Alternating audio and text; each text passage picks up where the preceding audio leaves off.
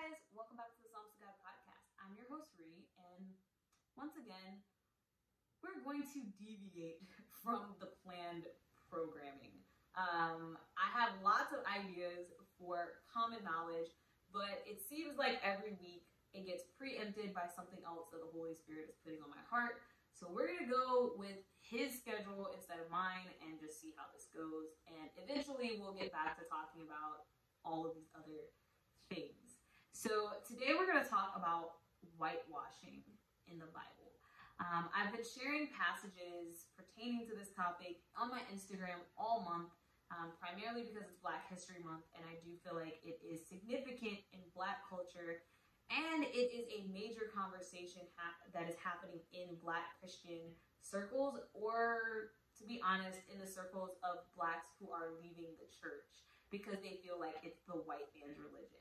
And that's one of the reasons why I feel so strongly about this topic and why I feel like it's important to call it out and to call a spade, essentially. And so I want to talk about what the Bible actually says and what people have been teaching and what people have been kind of picking up by osmosis. A lot of this comes from the fact that after Christianity was hijacked by Rome, it spread into Europe, and the Europeans are the ones who took it to the world, essentially. And they made it for themselves. And during the time that it was basically, I don't want to say festering, but essentially while this pagan version of Christianity was bubbling over and brewing in Europe, this is when they had like the Renaissance, and you had painters like Da Vinci and Michelangelo and all of these people start to paint their ideas of the Bible. And what you got is a bunch of flying humanoid white babies and adults that with wings that they call angels. That's not how angels are described in the Bible. Angels are described in Ezekiel, and it actually sounds kind of more like a horror story than what they show, but it's definitely not what they painted. And then you also got things like the Last Supper, this random white dude that they say is Jesus. That's not Jesus. That's not what he looked like. Some random hippie looking dude. I don't know who that is. But all of these images started to become very prominent. And because Roman Catholicism is a blend of paganism and Christianity, they allowed these images in the church, even though the second commandment says that we shouldn't be having these types of images. They allowed it into the church, and they started kind of endorsing the idea that this random white woman was Mary, and that this random white man is Jesus, and that this white baby is Jesus, and that these white feathered winged beings are angels, when none of it's true. But that is what they presented to the world, and that is what people ingrained in their brain, and it's been around for centuries, and so that's what people think. So you show people this picture of this man, and they'll be like, yeah, that's Jesus. No, it's not Jesus, but that's what comes to their mind. And then all the way into modern depictions via the old movies starring like Charleston Heston, like the Ten Commandments, Ben-Hur, to newer things that they've made. They made Noah. They've made a couple of things where they did like the Bible series. And it's just white people. And they would have you believe that all of these people, all of these characters, that the Bible is about white people. But it's not, okay? Without being controversial at all, the Bible is about people who lived in what we call the Middle East. So if anything, they would be closer to Arab people, what we expect Arabs to look like. And while I have seen people who are Arab that pass for white, this is also 2021, where, again, the Romans and the Greeks and all of these people have gone into that region and conquered and been conquered, and there's been intermarriage and intermingling, just like I have African ancestry, but my people have been here in the United States for centuries, and clearly some white people somewhere popped up in my family line, and that is why I am this complexion and not darker. Same concept. But if you go back in time, the people who would have been in that region would have definitely been brown, not white. And even if you go in that region today, you will see a lot more brown people than white people. Many of the people that I've met from that region, like I said, I have met people who pass for white, but I've also met a lot of people from that area that look a lot more like me than they do like, I don't know, say Christian Bale, who was playing an Egyptian for some reason, right? So these are the types of things in our media that promote and spread this ideology. But the reason that this was so rampant and the reason it was crucial for the early Americans is because they used it to enforce this idea of superiority and inferiority amongst races. Now, biblically speaking, there's no such thing as race, okay? You had tribes, you had family groups, people groups. Like, the Israelites are descendants from Israel. Israel being the name that God gave Jacob. It's a person, it's a bloodline. The same thing, the Edomites are descendants of Edom, also known as Esau. The Canaanites descended from Canaan, right? The Egyptians, well, it would be Mizraim. His name was Mizraim. If you go into the Middle East, they don't call it Egypt over there either. So, but they're descended from a specific person, right? The Japhethites, I'm not sure how you pronounce that. Japheth was one of, I'm naming all the wrong people right now. I don't know what's going on in my head.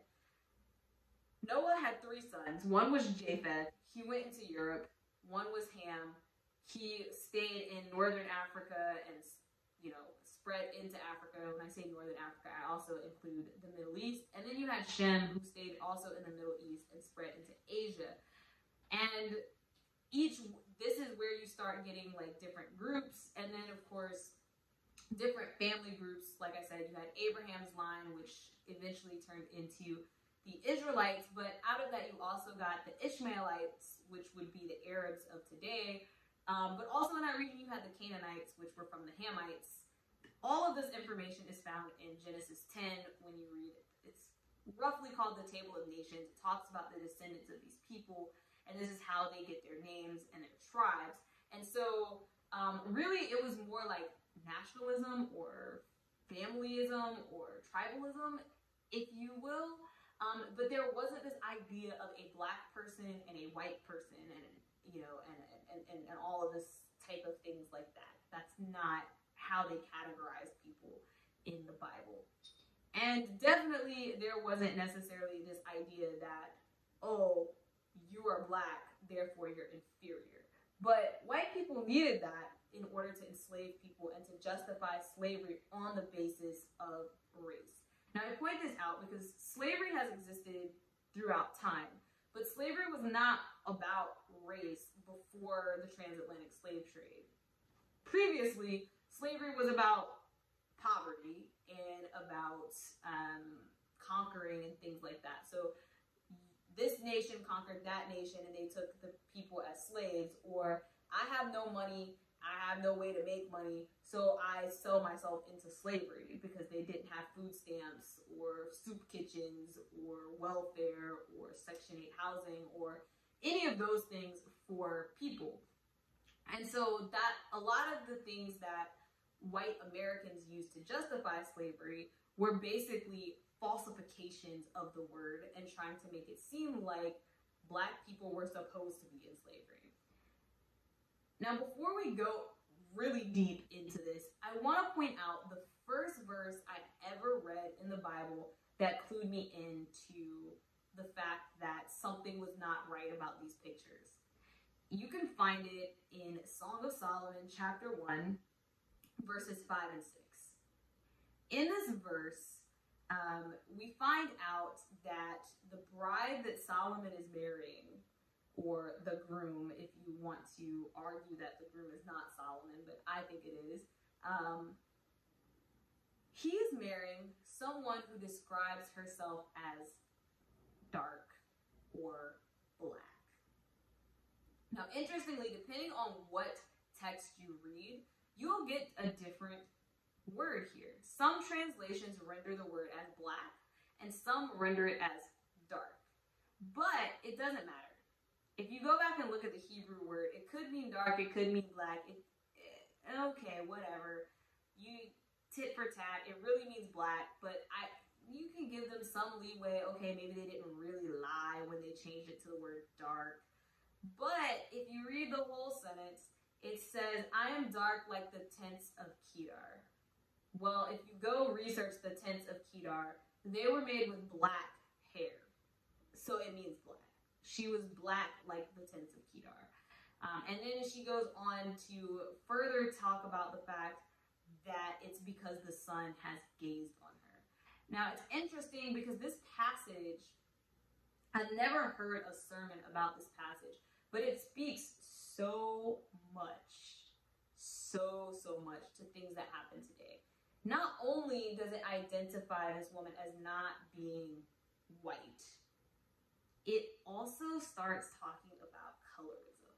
Now, as an American, when I think about colorism, it's very specific to America, which has to do with racial injustice, intermixing of races, preferential treatment based on your skin color, and things like that, which we could go on for days and days about colorism and the history of colorism and proximity to whiteness and how, personally, I think there is a difference in just being light-skinned versus being light-skinned with a white parent. But that is a video and a podcast for another day, because that would probably be a whole nother long conversation. And I really don't want to talk about that. I want to talk about what we're seeing in the Word of God. But I did want to point out that there is ties to colorism, and that there is a difference in the colorism that occurred, or occurs, I should say, because it still happens, in the U.S., and the colorism that was festered around the world. Sometimes colorism is about white supremacy, and that's what happens in the United States. This is about proximity to whiteness and acceptance and things like that. However, there is also a form of colorism that has to do with classism. And that's not talked about as much in the United States because it wasn't really the situation here. Whether I go out in a field and work for hours or I don't, I'm still going to be dark compared to the majority of, which is the white population.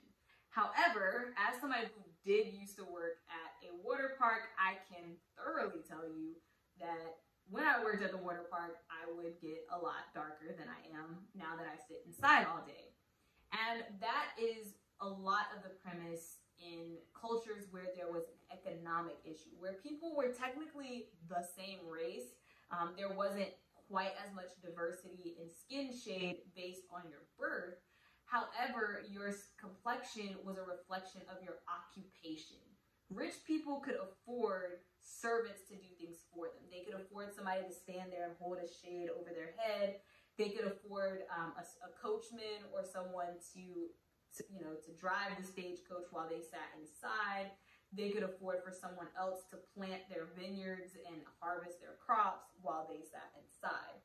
So they would become pale, or they would be lighter in complexion, and those who worked outside would be darker. If you've heard the phrase coloring of a farmer, right? That was a derogatory phrase that people would use because it was in reference to the fact that you were in the sun all day. And if you continue reading the passage in Song of Solomon, she actually says that she was made to work in the vineyards. And I honestly, personally think that what is being discussed here is her economic station, right? King Solomon is a king. He is royalty. He's supposed to be marrying princesses. But a woman who has been working in the fields is probably not a princess, because a princess would have servants that work. A princess would never be working. So she's dark, and all of the other people were like, where did he get her from? She is clearly a peasant, right? It's a marker of the fact that she is a peasant. But throughout this Song of Solomon, you start to see hints that he is also dark. So if you go deeper in, I don't have the verse handy, but I will definitely put it in the show notes so you can see exactly where I'm getting this reference from. she goes on to describe him, and she describes his head as being like gold. Gold is not necessarily synonymous with, you know, the dark, rich browns that I think of when I think of African complexions. However, it's definitely not what I think of when I think of a white person either. It's definitely closer to brown or tans or bronze. That when I hear somebody being described as gold, like they have a golden complexion. Furthermore, she continues and says that his hair is like a cluster of dates. Now, as a child, I had no idea what a cluster of dates looked like because dates don't grow in South Carolina. However, now that I live in South Florida and I walk by these palm trees all the time, I see clusters of dates all the time, and it looks a lot closer to my hair than white hair, like the straight hair. It's very curly looking, and I don't mean Taylor Swift curls, I mean kinky curls, kinky curly hair. And so it does seem like she's describing someone with Afro textured hair and not the, you know, European standard-ish hair. So there are lots of hints within this book that suggest the people that are being talked about looked a whole lot closer to me than to these paintings that we have been subjected to for the last few centuries and millennium. So from there, I want to take us back to Genesis, because once you start thinking about it, you really have to go back to the beginning and follow the story forward and see what there is to see. At the beginning, we have Adam and Eve.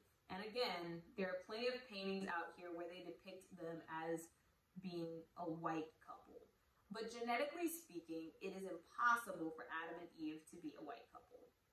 Have you ever seen two pure white people? And I say pure loosely because in 2021, nobody is pure anything, okay? We all mix up. There's no getting around that. But people who do not have African ancestry or you know, Native American, First Nations ancestry or Indian ancestry in their direct lineage, or even Asian, anything other than just European. People who are European back into the Dark Ages or whatever. If you take two of these people and they produce a baby, that baby is going to be white. They're not going to have a brown baby. They're not going to have a baby that looks like me.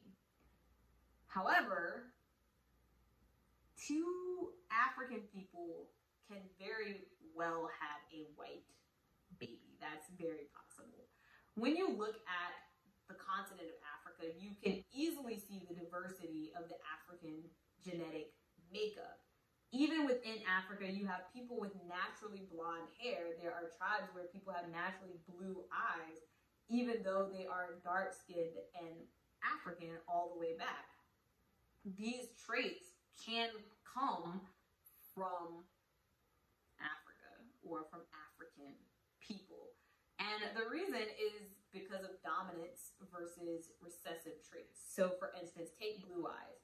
Blue eyes are a recessive trait. If you have two people with blue eyes, they only have that recessive trait. That's the only way you can have blue eyes, is if you have only recessive traits. So if you take two blue-eyed people, they will have blue-eyed babies because that's really all that's possible. I, on the other hand, as a person with brown eyes, I could have a blue-eyed baby, even though I have brown eyes, because I could have one dominant trait and one recessive trait, or it's a little bit more complicated than that, but in simplistic terms, that's how it works. And in fact, if you go through my family tree and you go look at some of my family members, I do have family members that have blue eyes and that have green eyes. And that is why you will often find Black people with these traits. For instance, I want to think Rihanna has like green eyes.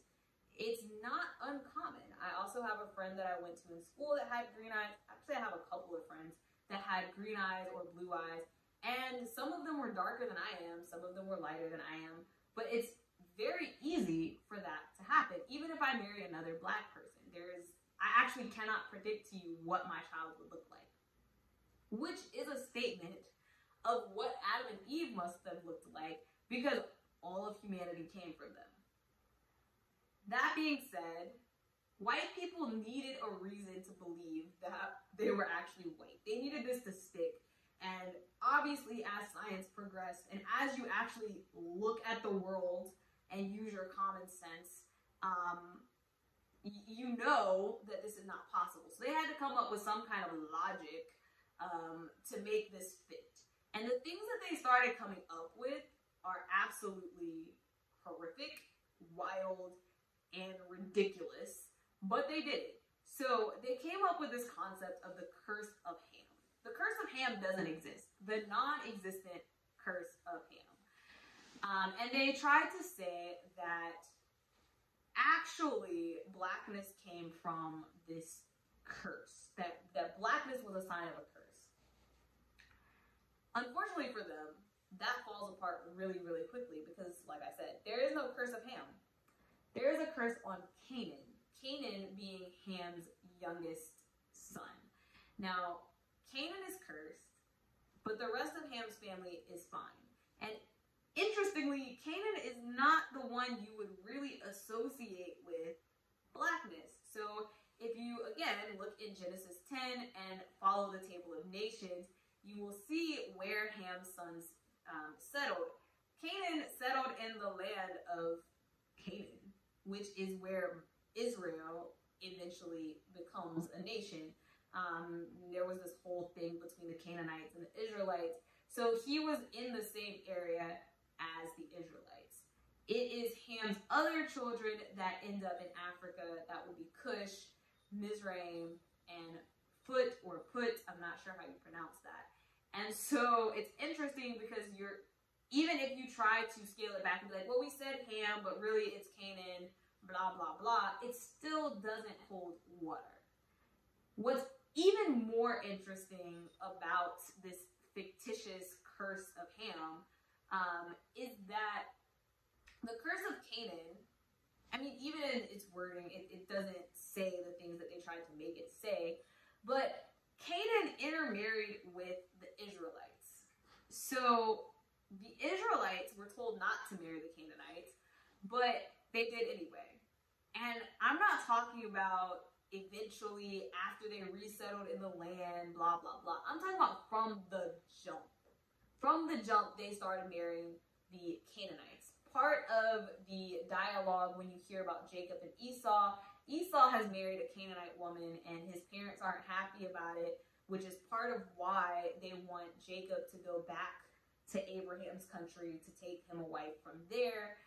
But then even as you come out of that, Jacob has his sons, and you find Judah, which is where we get the word Jew and Jewish, because that is the tribe that we're still, that was left after the Babylonian captivity. So you had the Assyrian captivity in the north that took away most of those tribes, and then the Jews descending from the tribe of Judah, which were taken into the Babylonian captivity, are the ones who came back and repopulated the land. Judah, his entire lineage is from him and a Canaanite woman. Okay? That should tell you that there is Canaanite blood in the Israelites. So again, the people you're depicting, if you take a African person, if you take a brown or a black person, even if they married a white person, even if you assumed that Judah was white, if he married this Canaanite woman, they had a brown baby. So his lineage becomes brown. That's how dominant traits work. Okay? But it wasn't just Judah. We also find out his brother Joseph married an Egyptian. So Joseph gets taken off into Egypt. He spends a lot of time there. He ends up marrying an Egyptian. He has 2 sons. Instead of calling it the tribe of Joseph, they often break it into these 2 tribes, the tribe of Manasseh and the tribe of Ephraim, which are his sons. They are half Egyptian. Right? So there's a whole lot of Hamite blood in Israel. They were always mixing up with other people. And personally, I believe that they looked mixed race, if that makes any sense, in our current vernacular, to try to give a picture, because like I said, they mixed with a lot of people. They were not very much about like, oh, we're only going to stick with the Israelites. They were not nearly as exclusive as, some ultra-Orthodox Jewish sects may be today. They were okay with marrying the Canaanites, the Philistines, the Persians, the Egyptians, the Ethiopians. You will see evidence of this throughout the Bible, and you will also see, we're going to get into how they're mistaken for other groups throughout the text. And then when you also use logic, in terms of geography, Israel set in the middle of a trade route. People coming from Asia and India into Africa or into Europe had to go through Israel. People going from Africa to these places had to go through Israel. People coming from Europe south had to go through here. And so they were basically, a hotbed for this intermingling. And so I think they probably had a very multicultural looking population, if that makes any sense. I think the skin tones were probably varied, the hair textures were probably varied. That's what I think they looked like. But let's get back to Egypt, right? Because I told you Joseph married an Egyptian woman. And I think it's important to come back to Egypt, because Egypt is another culture that they typically try to whitewash and show as being white. But the Egyptians were not white either, and they are not white. In fact, I went to school with a girl who is Egyptian, and she was the same color I am. And that's here in 2021, after the Romans and the Greeks and everyone else has gone into Egypt and conquered and intermingled and intermarried with the people. And they're still brown. They're still brown.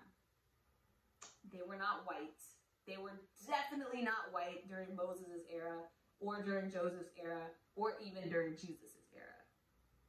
And it's interesting because Egyptian is one of the things that they get confused for the most. And by they, I mean the Israelites. So one of the first examples is, in fact, Joseph. So Joseph is in Egypt. His brothers come down because of the famine, and they don't recognize him. That in itself is not strange. Particularly, he was young when they sold him off. He's probably grown some facial hair. His voice done changed. Maybe he's gotten taller. Maybe he's gotten like broad shoulders now. Like, it's very easy when I see guys that I grew up with, and the last time I saw them, they were like 16, and now they're in their 20s, 30s, or whatever. There can be stark differences. So I'm not that surprised that they didn't recognize him. But they don't think that he speaks their language. They think that he only speaks whatever language the Egyptians speak. And it's not odd to him. He doesn't stand out. So, for instance, as a Black person, if I were to take a trip to Japan, and I get to Japan, and there is a African American standing in the middle of Japan, my first thought would be like, oh, hey, are you American?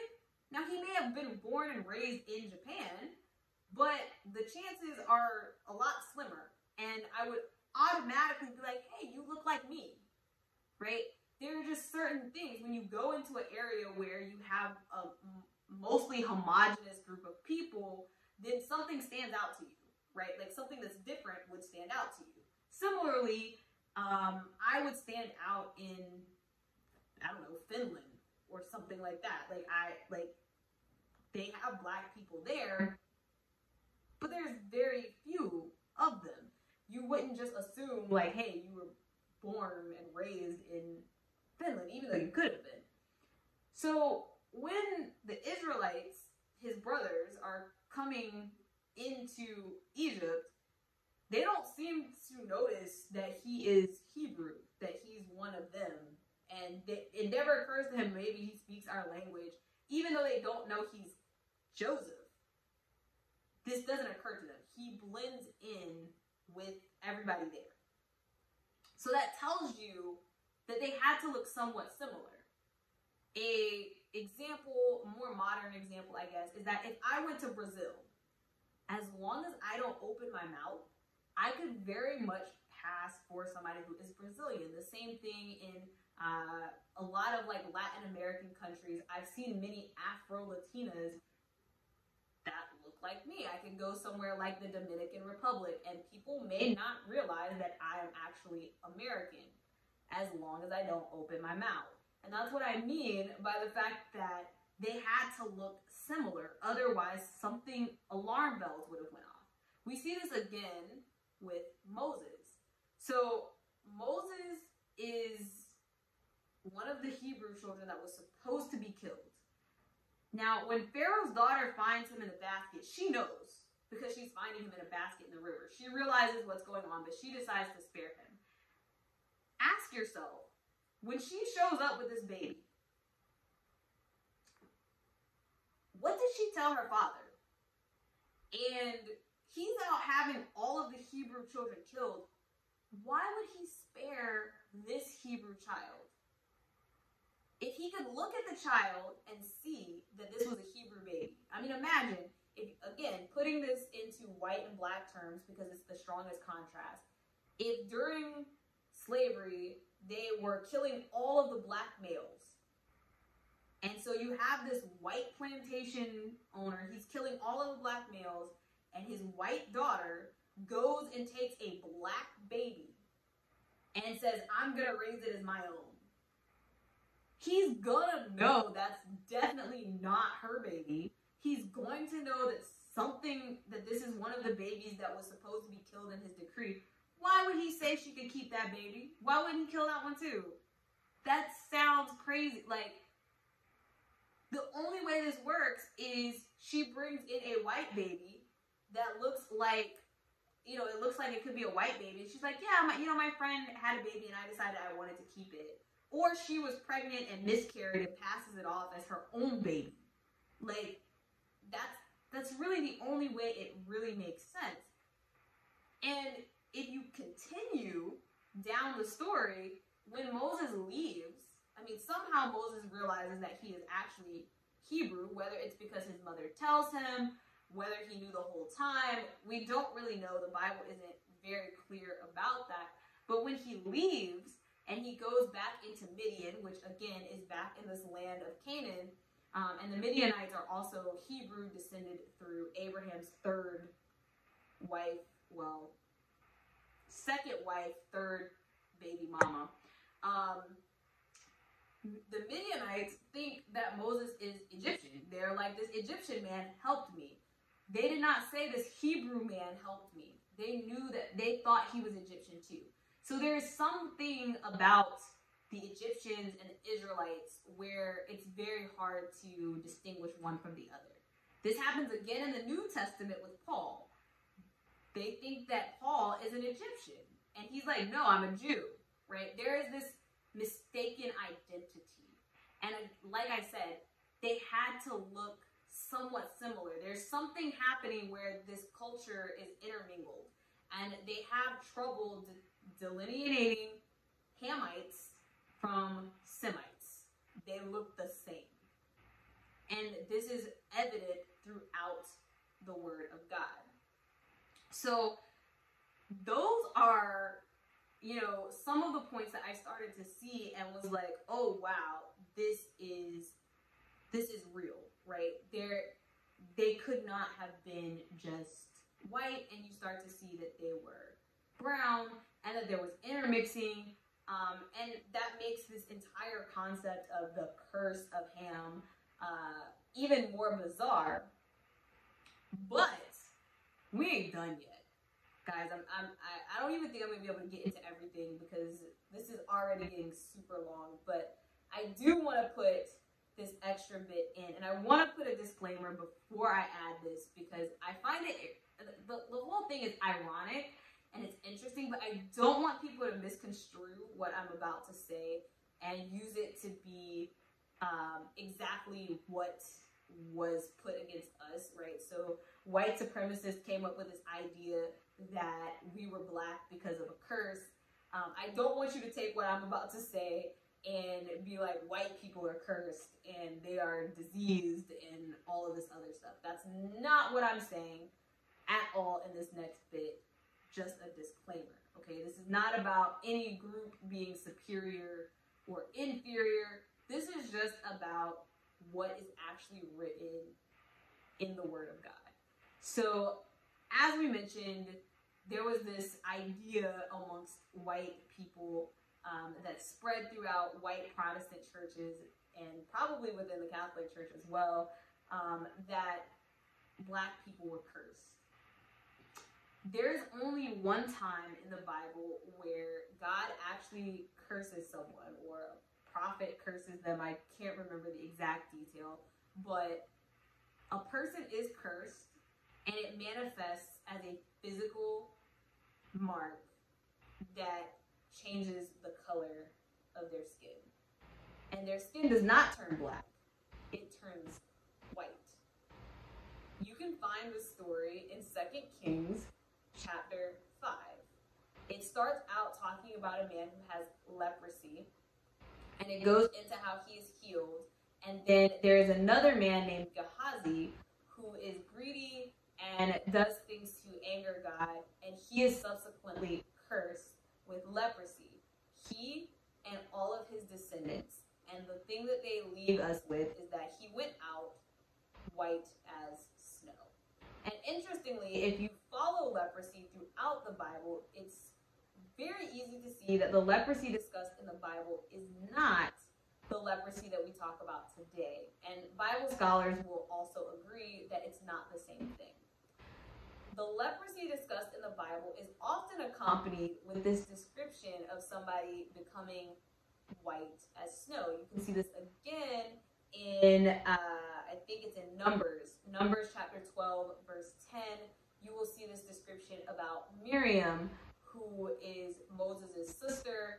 She is being punished for something she has said to Moses. And again, she is cursed with leprosy, and it says that she turns white as snow. Moses himself, it doesn't specifically say that it's leprosy, but when God is showing Moses the miracles to perform in front of Pharaoh, it says that he sticks his hand in his cloak, and then he pulls it out, and it becomes diseased. It becomes white as snow. And then God tells him to put it back in the cloak and pull it out again, and then it goes back to matching his skin. So there is this correlation with leprosy and whiteness. Again, like I said, I'm not saying that's how white people today came about. I do think it's a different type of whiteness. However, I find it ironic that they tried to put the curse as being blackness when the only curse that's actually mentioned is closer to whiteness. That being said, I also want to point out that for Moses' hand to be white and then turn white, it wasn't white before. And I want to point out that he was doing this in front of Pharaoh. And while Moses knew Pharaoh because he was raised as an Egyptian, traditionally, you could not get but so close to the royalty. Even, you see this in the book of Esther. Esther has to get permission to approach the king, even though that's her husband, right? And that's pretty much true today. Like, I can't just walk up to the president of the United States all willy-nilly. Like, you're going to have to go through a lot of security clearances and a lot of things to be able to get close to someone because they don't want you to kill them. So Moses, when he addressed Pharaoh, would have been at some distance. So we can't talk about minimalist changes like, you are kind of a tan-ish white person and your hand turned pale white, because that wouldn't be visible from a distance. However, the darker you are, the easier it is to see that contrast with his hand turning white and his arm being, a rich brown color. And so I think the fact that that is what he used as a sign is also indicative that they had pigment to their skin.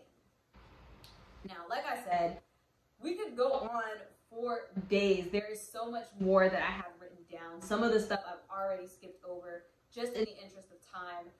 I do want to leave you with a couple of things to further dig into. I mentioned hair a little bit earlier. I would also advise you to go look further into hair. For instance, Jesus's hair being described like wool.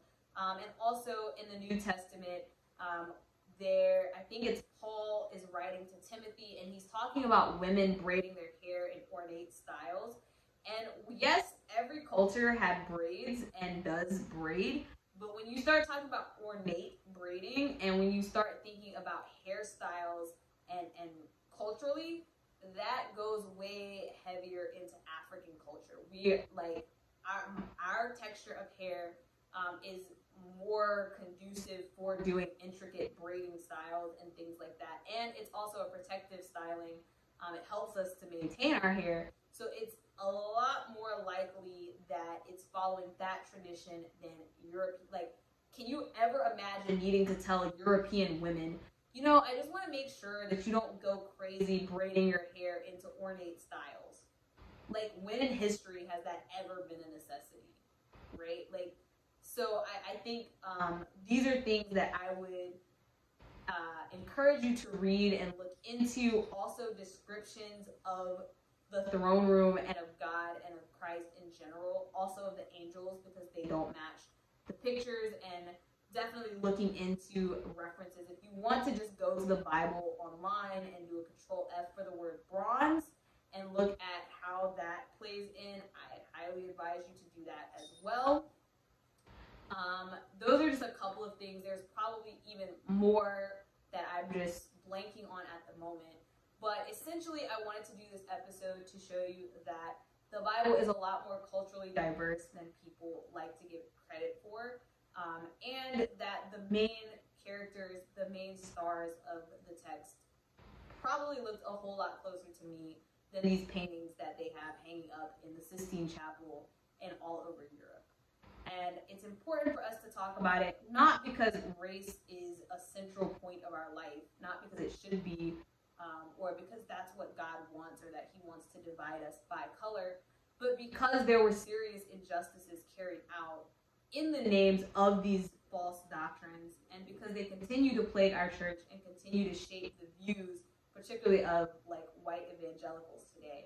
And so I wanted to do this episode to bring some clarity and to shed some light on this topic. Hope it was edifying.